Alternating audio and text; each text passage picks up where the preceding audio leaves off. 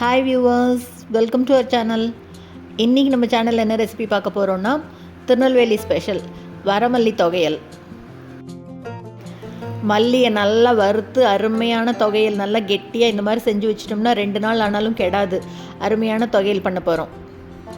சாதத்து மேலே போட்டு நல்லெண்ணெய் விட்டு கலந்து சாப்பிட்டா அவ்வளோ அருமையாக இருக்கும். சூப்பரான இந்த மல்லி தொகையில் எப்படி பண்ணுறதுன்னு பார்க்குறதுக்கு முன்னால் இப்போ தான் நம்ம சேனலில் ஃபஸ்ட் டைம் பார்க்குறீங்கன்னா கண்டிப்பாக சப்ஸ்கிரைப் பண்ணிடுங்க. வாங்க எப்படி பண்ணுறதுன்னு பார்க்கலாம். இதுக்கு ஒரு வாணலியில் 1 ஸ்பூன் அளவுக்கு எண்ணெய் சேர்த்துக்கிறேன். நல்லெண்ணெய் தான் சேர்த்துருக்கேன். எண்ணெய் நல்லா சூடான உடனே ஒரு சின்ன கட்டி பெருங்காயம் சேர்த்துட்டு இது கூடவே 1 டேபிள் ஸ்பூன் உளுத்தம்பருப்பு சேர்த்துக்கலாம்.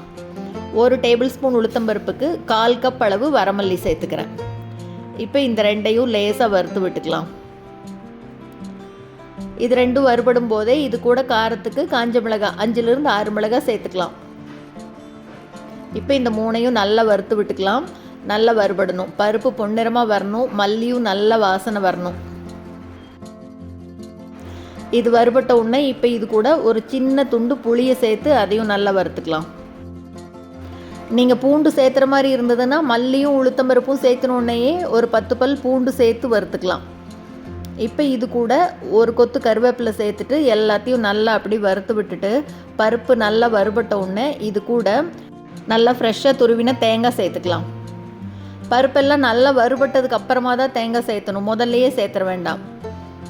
இப்போ தேங்காயோடு சேர்த்து நல்லா ஒரு தடவை வறுத்து விட்டுட்டு இப்போ அடுப்பை ஆஃப் பண்ணிடலாம். அடுப்பை ஆஃப் பண்ணதுக்கப்புறமா இந்த தொகையலுக்கு தேவையான அளவு உப்பு சேர்த்துட்டு நல்லா ஒரு தடவை அப்படி பரட்டி விட்டுடலாம். இப்போ இதெல்லாம் நல்லா அப்படியே கம்ப்ளீட்டாக ஆறுனதுக்கப்புறமா எல்லாத்தையும் ஒரு மிக்ஸி ஜாருக்கு மாற்றிட்டு முதல்ல ஒரு தடவை கொரகொரப்பாக அரைச்சிட்டு அதுக்கப்புறமா கொஞ்சமாக தண்ணி தெளித்து விட்டு அரைச்சா போதும். தொகையில் நல்லா கெட்டியாக இருக்கணும். பாருங்கள், இந்த அளவுக்கு இருக்கணும். அப்போ தான் நல்லா சாதத்தில் கலந்து எண்ணெய் விட்டு சாப்பிடும்போது அருமையாக இருக்கும்.